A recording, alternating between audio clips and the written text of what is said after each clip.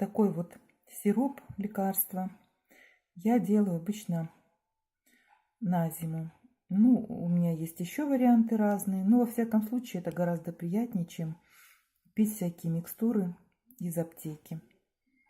Вот, более ароматное, менее такое неприятное, скажем так, а это очень вкусненькое. Что мне понадобится для изготовления сиропа от кашля, от простуды? Это вот стебельки мяты. Я оборвала все листики, вот еще осталось. На приготовление чая, на ферментирование мяты у меня пошла листики, а стебельки я вот пущу на изготовление сиропа от кашля, от простуды. Вообще очень хорошо и тонизирует, и помогает при любой простуде. ОРЗ, ОРВИ, в общем, все что угодно. Это такое универсальное средство. Значит, нужно 200 грамм сахара. Высыпаю в кастрюлю. Значит, 150 миллилитров воды и ставлю на огонь. Помимо этого, значит, вот эти стебельки мяты у меня пойдут, малина, которая будет добавляться в конце варки, и вишня. Вишня у меня от настойки, она на водке настояна, поэтому здесь есть спирт. Настойка будет спиртовая.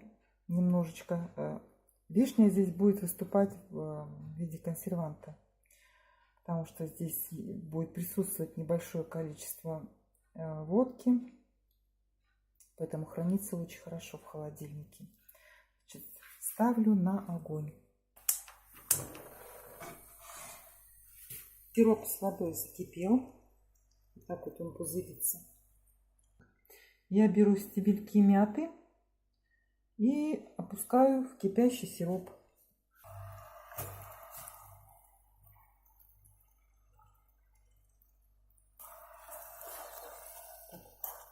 Распределить его в сиропе,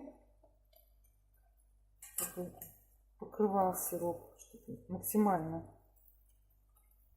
отдача была. Минут 10 будут вот находиться в этом сиропе.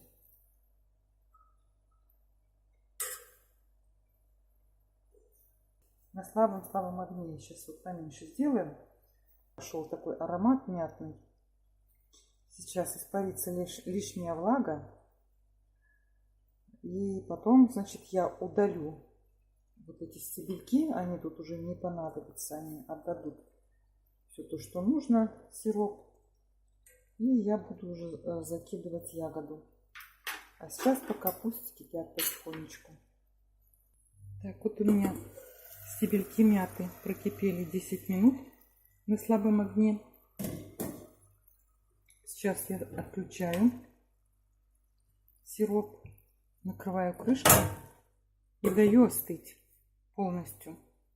Ну, такой, чтобы тепленький был. Сироп уже остыл. Сейчас я вот эти веточки вытащу.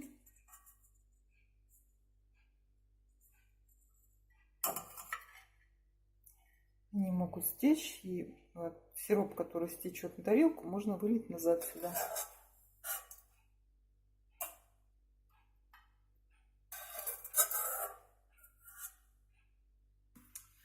Высыпаю малину. Ну, у меня вот креманка такая, не знаю сколько тут, граммов 100-150 малины. И включаю огонь.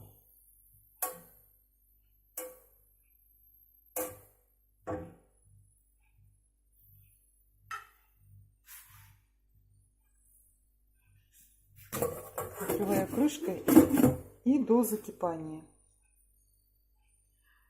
А малина кипеть будет где-то минут 5. Смотрите, какой густой сироп стал. А малина закипела, я ее выключила. И сейчас она остыла. И я добавляю еще вот эту вот пьяную вишню сюда.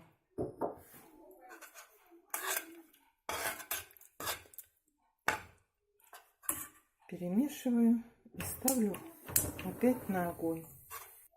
Вишня закипает 10 минут и опять выключаю и опять до остывания. Накрываю крышкой.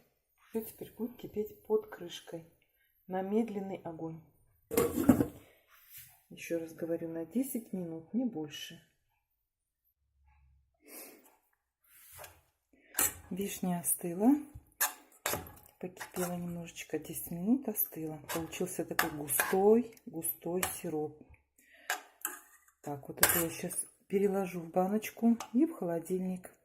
Стоит прекрасно за счет того, что вишня у меня на водке. Вот. И будет очень хорошо стоять всю зиму. Переложила в креманицу, чтобы было видно, что же это такое получилось. Вот очень густой сироп с ягодой малина, вишня. И очень вкусный. Единственное, что много нельзя, конечно, потому что здесь есть спиртное. А так очень вкусно. Вот чувствуется и мята, и малина, и вишня. Ну и, конечно, небольшое присутствие спиртного. А так очень вкусно. Очень вкусное, полезное лекарство. Вот таких емкостей можно наделать очень много. Я положила в креманицу, чтобы было видно. Вот. А вообще-то я, конечно, переложу в баночку небольшую и уберу в холодильник. Всем всего доброго, не болейте. До следующего видео.